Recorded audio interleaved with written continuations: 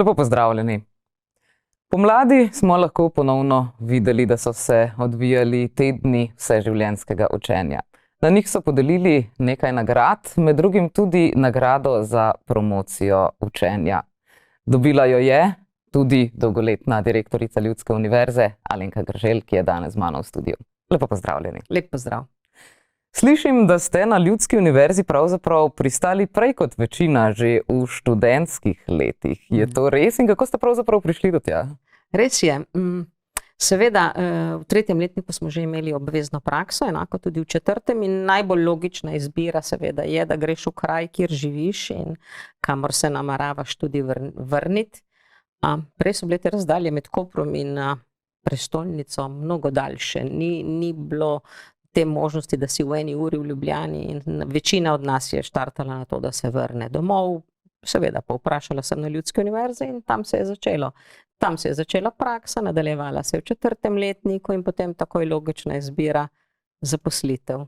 V prakso pa študirali ste kaj točno? Jaz sem študirala pedagogiko in psihologijo, s tem, da sem na pedagogiki, to je bil dvopredmetni študij na Filozofski fakulteti, obvezen, na pedagogiki sem pa že imela andragoško smer, torej izobraževanje odraslih. To me je vleklo, to me je zanimalo. Torej, izobraževanje odraslih se vam očitno od nekdaj zdela zanimiva tema. Kaj pa zdaj, ko ste toliko in toliko časa bili v stiku s tem? Dosti ljudi si reče, ne, pa sej šola je pa nekaj obveznega, tisto nujno zlo, če tako rečem. Veseli so, ko se nehajo učiti zares, ampak vseeno po drugi strani poslušamo, lahko zaustavimo demenco in podobno, če se učimo celo življenje. Zakaj se vam zdi, če se vam zdi, da je pomembno učiti se celo življenje? Mislim, da te samo življenje sili v to, da se moraš stalno učiti. Sej velikokrat povemo, kako je recimo z računalniki. Nismo jih poznali, nismo vedeli zanje. Čez nekaj let so se pojavili, smo se morali nujno vsi tega naučiti in tako se učimo uporabljati pametne telefone, brati različna navodila z interneta, ker niso priložena izdelkom in tako naprej. Življenje samo te prisili, da si ves čas v gibanju, da ves čas gledaš in spoznavaš nove stvari. Zdaj seveda malček je odvisno tudi od človeka do človeka, nekateri so bolj zvedavi, nekateri manj, ampak tudi to veselje, da se nečesa naučiš, da zmoreš tudi sam, posebej zdaj, ko prihajaš v recimo v eno tako tretje življenjsko obdobje, je zelo pomembno, da neke stvari sam znaš, sam zmoriš, da ti ni treba prav za vsako stvar spraševati svojcev. Neznanje vodi v odvisnost, vodi v topoglavost, ne znaš več razmišljati s svojo glavo, ker premalo veš, premalo si informiran in potem postaneš na nek način, slediš tistim, ki so bolj glasni, bolj prepričljivi, ni nujno, da so pa najbolj pametni. To se predvsem verjetno z družbenimi omrežji dogaja, sploh pri mlajši srednji generaciji. Pazite to tudi pri starejših, ki mogoče družbenih omrežij ne uporabljajo toliko? Zdaj pravijo, da je Facebook omrežje starejših, da ga večinoma oni uporabljajo, mlajši so šli na druge metode. Ja, zelo veliko vidim tega, jaz sem prebral to dieto, pa ono dieto, pa to prehrano in ono prehrano. Veliko ljudi je ozko usmerjenih. Mislim, da je ta trend potem, da samo preberemo kratke novičke ponekod, da se ne poskušamo širše informirati, videti več vidikov določenega problema, postal to splošen problem tudi pri starejših, ni to samo pri mlajših. Kaj pa recimo, ko govorimo o branju knjig, češ potrebno je brati knjige, gre za bolj poglobljeno branje. Po drugi strani imamo zdaj ogromno nekih digitalnih možnosti branja z računalnika, ki nam lahko, sploh če smo starejši in slabše vidimo, poveča črke ali kaj podobnega. Ali na primer opazite, da to ljudje iz vaše generacije že poznajo, da si pomagajo na tak način, ker na primer slepi in slabovidni tudi uporabljajo mobitel na tak način, predvsem slabovidni, da si na primer kaj fotografirajo in potem enostavno povečajo na telefonu, da lahko sploh vidijo, če imajo to možnost. Morda ne poznam dovolj stvari, ampak tisto, kar jaz vidim, v glavnem zelo malo uporabljajo tablico. Tablica na nek način ali te bralnike elektronske, redko kdo. Veliko ljudi se grelo nad to možnostjo. Prvič je izbor majhen literature na tem mediju. Nekateri rečejo, da je še vedno to šelestenje knjige, to, da knjigo primeš v roke, dosti bolj vabljivo in da jih to gledanje v ekran, ta plava svetloba moti. Je pa zelo praktično, posebej za tiste, ki imajo težave z očmi. Tudi sama vidim, ko odprem knjigo z zelo, zelo majhnimi črkami, jo skoraj da vrnem nazaj v knjižnico, tako da tudi to pogledam, preveč utruje oči. Tako da mislim, da zaenkrat pri starejših oziroma pri moji tretji generaciji v tretjem življenjskem obdobju to še ni medij, ki bi ga uporabljali. Pa imate sploh čas za branje knjig, ko smo se takole poskušali ujeti za ta intervju, ste imeli ves čas neke aktivnosti? Ja, to zvečer je vedno čas za branje. Se mi zdi, da me to branje preseli v neko drugo dimenzijo. Ves čas, moje delo je precej stresno in potem se zgodi, da neseš probleme s seboj v spanje, v sanje. In se potem zbujaš po noči. Če zvečer bereš 5, 10, 15 minut, ni važno koliko časa, te to prenese v en drugi svet in greš s tistim svetom spat. Tako da meni se je zdelo nujno, zato da sama poskušam sebi pomagati, da premagujem stresno delo. Saj verjetno danes stresnega dela ni več toliko kot nekoč, ko ste bili na direktorskem položaju. Pa me zanima mogoče zdaj, ko ste že nekaj let vendarle v pokoju, lahko verjetno malo bolj z distanco pogledate na te pretekla leta, na vaše dosežke. Kje recimo vidite danes sploh vlogo ljudske univerze? Tudi tako mogoče z današnjega gledišča, glede na to, da ste še vedno aktivni v ogromno nekih delavnicah krožkih, kje vidite torej vlogo ljudske univerze? Ja, z liberalizacijo tega izobraževalnega trga tam po letu 96, pa z nastankom nove države, je nastalo kup ponudnikov, ki je začelo ponujati take specifične storitve, recimo samo učenje tujih jezikov, učenje za otroke ali kaj podobnega. Vendar nikoli nisi vedel, kakšna bo ta storitev, kdo bo jamčil za njeno kvaliteto, ali tu obstaja kakšna kontrola, ali obstaja nadzor nad kadrom, ki izvaja dejavnost. Vedno se je pač računalo na to, da bo že trg naredil svoje mnenje in da bodo potem ljudje odklonili slabo uslugo. In ravno tu vidim, da te inštitucije, ki so vendarle javne, morajo spoštovati določena pravila igre, določeno zakonodajo in zato vedno lahko veš, da tista storitev, ki jo boš dobil na Ljudski univerzi, da za njo stoji in kvalificiran kader in usposobljeni učitelji. In ta kvaliteta se ves čas gleda tudi skozi čas, da ostaja na enaki ravni. Kako pa ste vzdrževali to kvaliteto? Bili ste ne samo torej kmalu potem, ko se je nova država začela direktorica, ampak tudi ravno v tem času, ko so se nove tehnologije, računalniki začeli vse bolj vpeljevati v naš vsakdan. Ja, od začetka je bilo težko. Mi smo imeli srečo, da je veliko ljudi v času, ko sem jaz recimo nastopila svoj prvi mandat, izpolnilo pogoje za upokojitev. Ostali smo pretežno mladi, tudi željni učenja, tudi sami smo bili vedoželjni. In tudi na Ljudski univerzi smo začeli prvi opismenjevati, poleg neke privatne ustanove in potem smo tudi delali skupaj z njimi v kombinaciji, smo začeli usposabljati iz teh računalniških, bi rekli, tehnologij. Torej digitalno opismenjevanje smo začeli in bili tudi tisti, ki smo pravzaprav izpeljali največ tega digitalnega izobraževanja. In potem to gre spotoma. Če izobražuješ druge, smo vedno tudi naše vse podtaknili v tiste tečaje. Tako da verjetno sem jaz najbolj zaostajala od vseh svojih kolegov, ampak moram reči, da so bili naši kolegi prav na zavidljivi ravni. Ampak zgleda, da smo se prav tam tudi taki našli. vedoželjni, taki, ki smo iskali nove možnosti, ki smo jih najraje tudi sami preizkusili. Pri nas je bila navada, da če se je pojavil bodisi nov učitelj ali neka nova ponudba, smo si vedno rekli, no pa naredite neko demonstracijsko predavanje za nas, bomo še mi poslušali zraven. In tako smo se potem tudi sproti sami učili, tako tudi malo testiraš situacijo na trgu. Tako da, kar se tega tiče, se mi zdi, da smo kar hitro napredovali s časom. Pa so se vmes takole pojavile kakšne nove ideje glede novih predavanj, poleg teh, ki so povezane recimo z računalniki, se mogoče trendi povpraševanja ljudi po določenih stvareh recimo spreminja, po kakšnih jezikih, mogoče kaj takšnega? Ja, so. Zagotovo.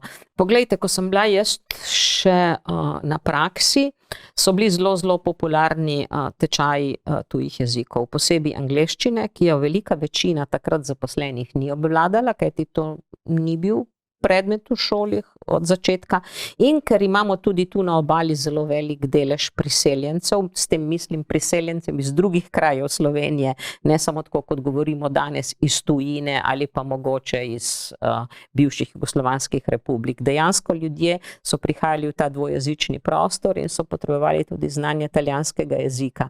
Drugače pa s programi tako, pojavi se neka potreba, ti jo potem zapolniš, pa program počasi umre. Recimo tako so bili v nekem obdobju popularni tečaji strojnega pletenja. Recimo ponudba na trgu je bila majhna, veliko je bilo pomorcev, so imeli denar, so nabavili ženam te mašine za strojno pletenje in potem so te gospe doma izdelovali puloverje. Recimo usposabljali smo krupjeje, dokler se ni program razvil do te mere, da so ga potem igralničari sami prevzeli.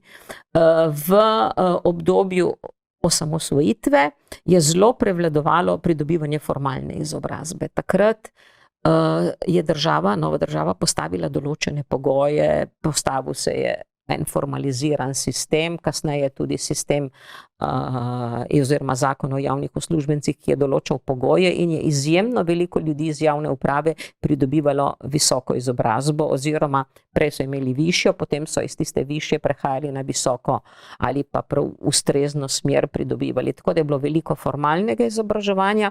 Potem pa smo imeli tam po letu 2000 eno obdobje zelo takih izrazitih hobističnih tečajev, refleksoterapija, masaže, plesi. Potem pa je kriza, ki se je začela kmalu po letu 2000, kulminirala tam med 2005 in 2008, že pokazala zobe in tudi podjetja so že imela manj denarja, manj so napotovala delavce na razne izobraževanje, bodisi za pridobitev izobrazbe, bodisi za učenje tujih jezikov ali kaj podobnega. In takrat so se na srečo že začela kazati evropska sredstva. Zelo veliko je bilo digitalnega opismenjevanja in to masovnega, kjer je Evropa oziroma tudi država slovenska prispevala denar. Potem je šlo za učenje tujih jezikov in tako so programi prihajali, odhajali. Največkrat, velikokrat na Ljudski univerzi so se neki programi začeli in je potem iz njih išla bodisi neka višja šola, visoka šola, ali se je potem vzpostavil tu program na obali.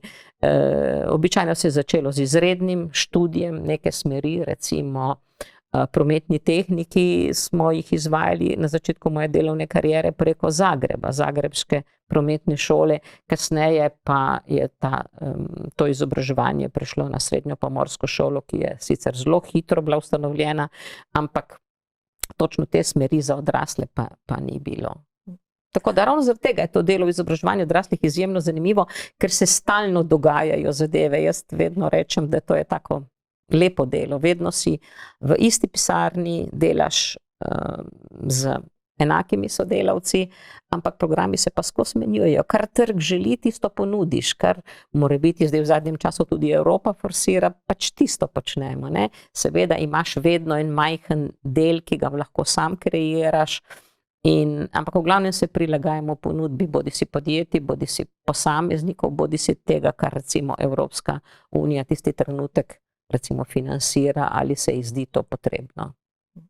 Kaj pa recimo pri stilih učenja, spremembo države, pravno tam nekje v 90-ih, bi lahko rekli, da sploh pri učenju otrok, pri vzgoju otrok se je nekako prešlo iz tega malce bolj tršega načina, če malo bolj slikovito se izrazim, od metanja ključev v glavo v razredu, prišlo do tega permisivnega, kjer moraš otroka skoraj da prositi, pa Bog ne daj, da ne bi starš kakšne tožbe dal na to, glede česa, kar si se prosil. Je pri učenju odraslih je to verjetno vseeno malo bolje, se pravi, ukvarjate se, malo lažje, ukvarjate se torej z na eni strani imamo, na obeh straneh imamo pravzaprav polnoletni osebi, ampak a so se stili mogoče poučevanja vseeno spremenili tudi na nivoju učenja odraslih? Zdaj, neka sprememba je bila z uvedbo izobraževanja na daljavo. Izobraževanje na daljavo je pomenilo veliko prelomnico, veliko ljudi je na tak način dobilo možnost, da se izobražujejo, recimo posebej športniki ali pa taki, ki imajo izmensko, delajo nočne izmene. To je recimo ena prelomnica, ki se je zgodila. Velika prelomnica je nastala tudi takrat ob nastajanju nove države, ko smo se malo bolj odpirali navzven, takrat, ko smo pridobili učbenike iz tujine, kjer so bile te didaktične metode že dosti razdeljene, dobili smo povsod priročnike za učitelje, ko teh priročnikov v osnovnih šolah še sploh ni bilo. Tu je izobraževanje odraslih malček oralo ledino. In z izobraževanjem na daljavo in pa s temi uporabo učbenikov in priročnikov, potem takoj so se pojavili CD-ji, potem tudi te aktivne metode. Seveda, to te pa tudi odrasli prisilijo. To konec konca imaš ti recimo v eni jezikovni skupini, imaš tam direktorja, doktorja znanosti, imaš eno vrhunsko tajnico. Normalno, ti ljudje veliko vedo, moraš se prilagoditi njihovemu osebnemu odnosu do učenja, osebnemu stilu, malo prilagajati, hkrati gledati, da jih vse vključiš, zato so tudi ponavadi v izobraževanju odraslih skupine manjše in tako naprej. Ampak takih drastičnih preskokov vsekakor ni bilo. Smo pa od skupine do skupine nekako morali se prilagajati, nekatere so bolj živahne, nekatere manj. Veliko je odvisno tudi od učitelja. Tako da mislim, da takih groznih sprememb, predvsem na to, da bi postal učitelj manj vreden, kot se danes dogaja v šolah in starši terorizirajo učitelje, tega pri izobraževanju odraslih ni. Seveda so udeleženci vedno bolj zahtevni, vedo, kaj hočejo, tudi nekateri bi celo želeli, da se jim znanje kar vliva v glavo, ampak načeloma prej slej pridejo vsi do spoznanja, da knjigo bo vendarle treba vzeti v roke, a ne? Zdaj, kaj bi pa mogoče rekli, da so specifike učenja odraslih? Eni res trdno stojijo na poziciji, saj starega psa ne moreš naučiti novih trikov. Seveda, to ne drži. Normalno, da za to potrebujemo več časa. Veliko je potrebno ponavljati, ampak če izobraževanje izhaja iz tistih situacij, ki jih odrasel človek pozna, iz njegovih življenjskih izkušenj, je izredno hitro, seveda tu ne govorim recimo o učenju tujega jezika, ki ga ne poznajo, govorim o drugih vsebinah, recimo, ne vem, ekonomske vrste, recimo. Izhajamo vedno iz nekih situacij, ki so se človeku primerile, na to se naveže nek problem oziroma kako ga lahko rešimo, kako nekaj preračunamo, kako vidimo neko zakonitost v tem, in to, kar potem nekako nalepiš na te izkušnje, se zalepi, bi rekli, za zmeraj, ker je povezano s temi izkušnjami. Tako da bi rekla, da to ni enako, da to pozabljanje je, seveda obstaja, vendar povezano z nekimi izkušnjami ostaja trajno, ne? Ga tudi nekako ponotranjimo in ga tudi ne pozabimo, kot se recimo včasih zgodi pri mlajših. Zdaj, ko sem pa v tretjem življenjskem obdobju, pa vidim, da vendarle potrebujemo res veliko ponavljanja. Če imamo gradiva, je fajn, da so ta gradiva v večji pisavi. Včasih je tudi zelo dobro, da dobimo kakšne povezave na internet, da si potem tudi pogledamo na internetu kakšne recimo tutoriale, take kratke izobraževalne filmčke. Tako da je malček razlika, ko prideš v tretje življenjsko obdobje, ampak na splošno pri izobraževanju odraslih velja to, povežimo s tem, kar ljudje znajo, in iz tega naredimo neko novo kvaliteto. Pač učenje tujih jezikov je pa neka čisto druga zgodba. Tam pa čim več aktivnosti, ne? Aktivnega dela, preizkušanja, vsak naj pride na vrsto, vsak naj preizkusi se v tem, kako mu uspe, kako lahko spregovori v tujem jeziku, povsem aktivno. Je mogoče tudi kaj razlike v tem, takole, če se spomnimo srednje šole, se je marsikdo želel izogniti pouku. Ljudje v tretjem življenjskem obdobju verjetno sami pridejo tja in je že zaradi tega lahko debata med poukom bolj živa, živahna, ljudi mogoče bolj zanima, kaj ima učitelj za povedati. Veste kaj, to je odvisno od skupine do skupine. To v veliki meri so to tudi skupine z velikim starostnim razponom. Generacije, ki so zdaj tam okrog 80. leta, vedno govorimo o univerzi za tretje življenjske obdobje in o mojih izkušnjah, ki jih imamo v Koprski univerzi za tretje življenjsko obdobje. Ti, ki smo zdaj, ki se približujemo 70. letu, smo vsekakor navajeni, da smo v šoli več spraševali, govorili levo, desno. Pri starejših vidim, da je več tega pasivnega spremljanja, sicer zelo aktivno poslušanje in razumevanje in tako naprej, vendar manj tega spraševanja, diskusije in tako naprej. Ampak je to res odvisno tudi od učitelja, pa jaz vedno rečem od konstelacije zvezd. Tako kot taka skupina, kot se zbere, pa učitelj, če včasih mu uspe sprožiti neko tako aktivno zgodbo, včasih tudi ne, tako da ni nekega pravila tu. No, tudi danes ste še precej aktivni, pa me zanima takole, a je v kateri od vaših skupin tudi kdo, ki ni v tretjem življenjskem obdobju, ampak se vseeno želi bolj izobraziti na tem področju, pa je recimo prestar za fakulteto, ampak... Jaz ne vem, menda se nekateri pred upokojitvijo zanimajo za to vrstno izobraževanje, tudi vsi imajo možnost dostopa do teh izobraževanj. Obstaja samo en velik problem, velika večina naših predavanj je dopoldne, v dopoldanskem času in to je potem zelo moteč element. Prav tako recimo za ljudi, ki so v izmenah in tako naprej, tako da sem pa že videla ljudi, ki so bili v tem prilagoditvenem obdobju tik pred odhodom v penzijo, kjer so jim tudi delodajalci omogočili, to je bolj sicer izjema, da so lahko obiskovali določene krožke, gre za tako uvajalno obdobje, ampak to je bolj stvar učbenikov kot realnosti. Sicer pa, česa vse se udeležujete še danes? Jaz osebno obiskujem, z možem hodiva skupaj na krožek zgodovinski, ravno danes imamo zaključek, ker z majem zaključujemo šolsko leto in gremo na zaključni izlet. Vsako leto pravzaprav imate potem? Začnemo na novo. Šolsko leto se začne v oktobru in se zaključi konec maja. Potem hodim še na zgodovino glasbe. Tu poslušamo o tem, kako se je glasba razvijala, gremo tudi na kakšen koncert, šli smo v opero, seveda opremljeni z znanjem, da smo tudi razumeli, zakaj gre do potankosti in razločili odtenke.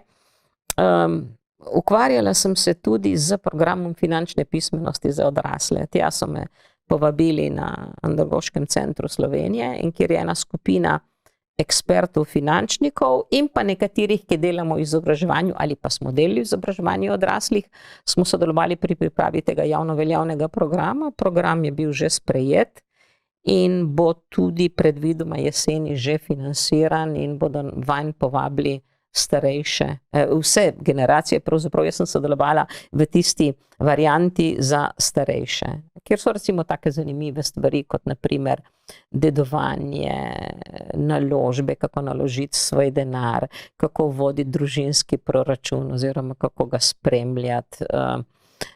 Govori se tudi o kriptovalutah, govori se o različnih vrstah investicij, kje bi lahko recimo naložili denar in tako naprej, seveda zelo neodvisno.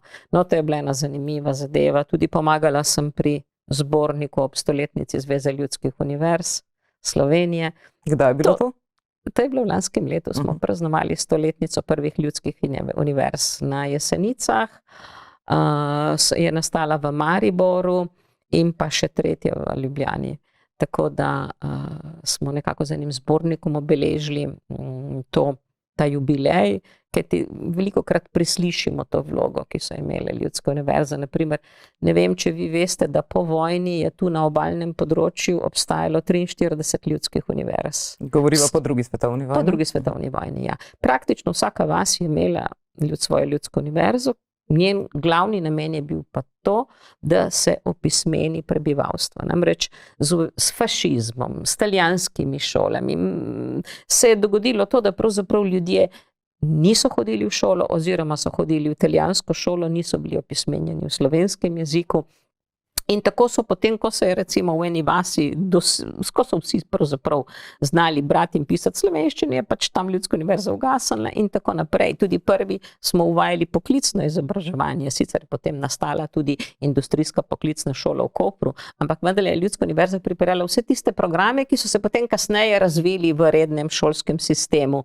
Tako da je bila vedno malček za korak pred šolskim sistemom. Šolski sistem je tok, potrebuje svoje pravila, prostore, medtem ko izobraževanje odraslih hitro reagira na določene potrebe. In se nam je zdelo prav, da to stoletnico obeležimo.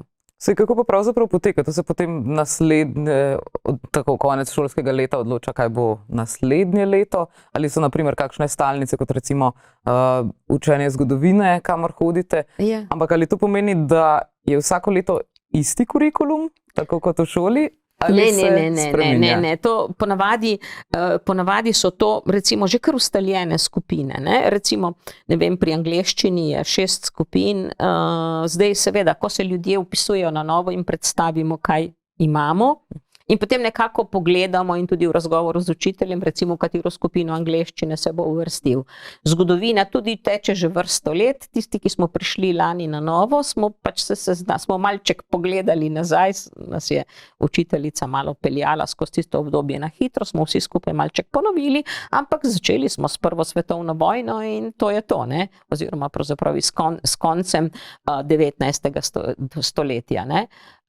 Tam, kjer so oni pravzaprav končali in tam smo nadaljevali. Krožek zgodovina glasbe je letos na novo bil razpisan in so se ljudje na novo vpisovali, ampak tako nekako tiste skupine in tisti učni načrti, ki so bili prej, nekako grejo svojo logično pot, ampak ljudje vedno najdejo potem nekaj novega, ne, zase. Obstajajo pa tudi pobude za nove skupine in jih potem tudi razpišemo, če le za to obstaja interes, ne. Zdaj, ena možnost so ti krožki, ki tečejo enkrat, redko kateri 2-krat na teden, mislim, da so vsi enkrat na teden in to pač vseh teh 10 mesecev, medtem ko ostajajo različne delavnice in predavanja, ki so pa tu in tam, ki so pa namenjene tistim, ki ne morejo ali ne želijo hoditi v krožke ali ne najdejo primernih vsebin in se pa potem udejstvujejo raznih predavanj enkratnih in izletov in česa takega podobnega, ne.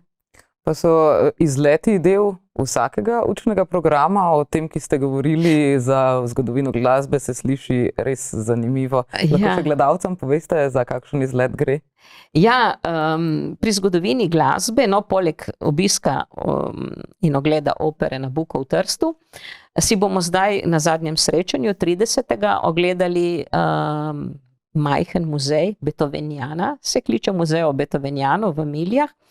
Vodita ga 2 starejša zakonca, polna entuziazma, ki zbirata vse stvari, ki so povezane z Beethovenom. Posnetke, partiture, spominke, vse, kar si je moč zamisliti na to temo. Ustvarila sta en čudovit ambient, v katerem ona 2 z tako zavzetostjo pripovedujeta o tem. Namreč vedeti moramo, da Beethoven je bil v svojem času tako znan, kot so bili Beatli, na primer. Deležen je bil oboževanja, kamorkoli je šel, kjerkoli se je pojavil. Recimo njegovo posmrtno masko so imeli ljudje po hišah kot dekoracijo, kot imajo danes, ne vem, nekateri božje podobice, drugi so imeli Tita ali kaj podobnega, ne. On je bil idol svojega časa in ona 2 sta malo ta stil, ta odmev, ki ga je Beethoven imel, prenesla v ta svoj majhni muzej v Miljah. Res je ena krasna zadeva, tudi priporočam za ogled, sama sem že tam bila, je seveda namenjen zaključenim skupinam, zdaj koliko ljudi mora biti zaključeni skupini, ne vem, ampak nekako padeš v to okolje, vse je v tistem okolju tako prilagojeno, od pohištva naprej, teh knjižnih polic, vse povsod Beethoven, ena taka mirna muzika in te 2 gostitelja zelo zavzeta. Ena zelo lepa stvar, ki je tu pri nas blizu in je vredna ogleda. Hodite tudi pri zgodovinskem krožku na kakšne izlete? Ja, zgodovino pa danes zaključujemo. Lani Letos si bomo ogledali cerkvico v Hrastovljah, seveda vodeno, potem pa je v Hrastovljah tudi nek privatni muzej posvečen vojni, ne vem še prav točno prvi ali drugi, kateri je, tega res ne vem, tako da si gremo še potem tudi to pogledati. V lanskem letu smo šli pa si ogledati Kocijančičevo hišo. Seveda je o Kocijančiču spregovoril tudi eden od domačinov in poleg tega nam je pa gospod Zonta predstavil te istrske inštrumente. Tako da velika večina skupin naredi neko zaključno srečanje, lahko je to samo družabni dogodek, lahko je pa povezano tudi z obiskom kakšne prireditve, znamenitosti ali kaj takega, kot se bo nam zgodilo danes oziroma v četrtek. In kaj boste potem delali poleti? Boste sploh lahko preživeli s toliko prostega časa? Ja, veste kaj je? Bolj kot se ti nabirajo leta, več časa potrebuješ za regeneracijo. To pomeni, da poleti potrebuješ več časa, da plavaš, telovadiš, da se ukvarjaš s seboj, da si veliko na svežem zraku in nabiraš D-vitamin in tako naprej. Pač vsak čas ima svoje posebnosti, tako da tudi mi potrebujemo malček šolskih počitnic z seveda aktivnim udejstvovanjem. Skrbite tudi sicer za svoj naprimer zadnje čase se veliko govori o prehrani, 1 jabolko na dan, mogoče kaj takšnega, imate kak skriti namig za naše gledalce? Ne, nimam nobenega skritega namiga, imam pa samo eno izkušnjo. Spoznala sem veliko dolgoživih ljudi in vsi so živeli zelo zmerno, jedli zelo zmerno, gibali so se, ampak niso pretiravali.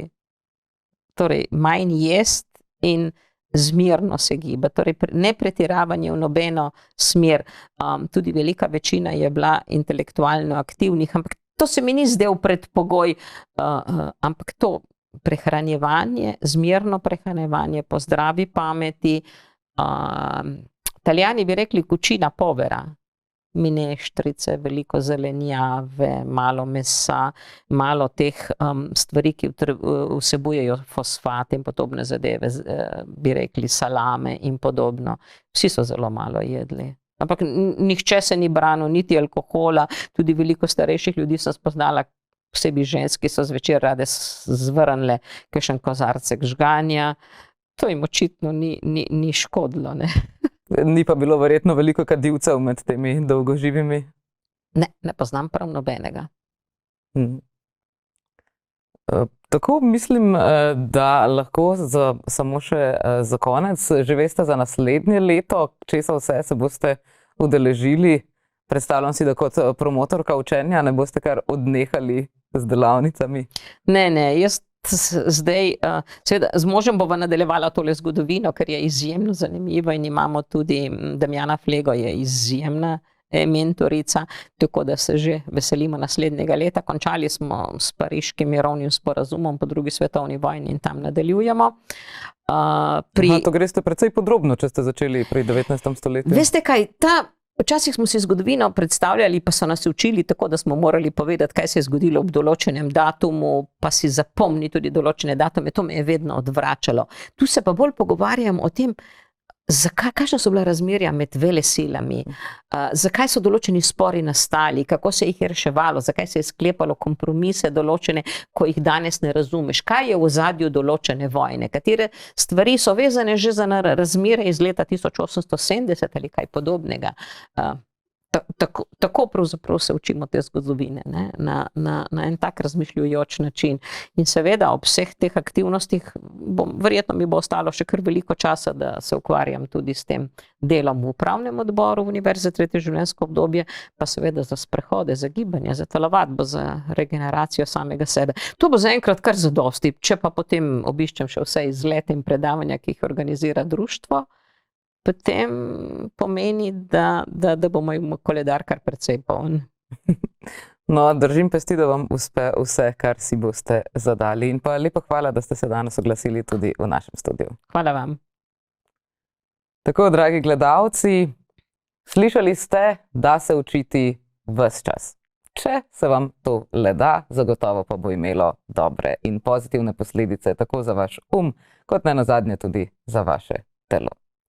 Lepo se imejte in do prihodnjič, ko se vidimo spet na Megafon TV, vas vabim, da si ogledate mogoče tudi našo YouTube spletno stran Megafon TV, kjer si lahko ogledate kakšen delček pogovora, ki ste ga mogoče zamudili ali katerega od prejšnjih pogovorov. Do prihodnjič, lep pozdrav!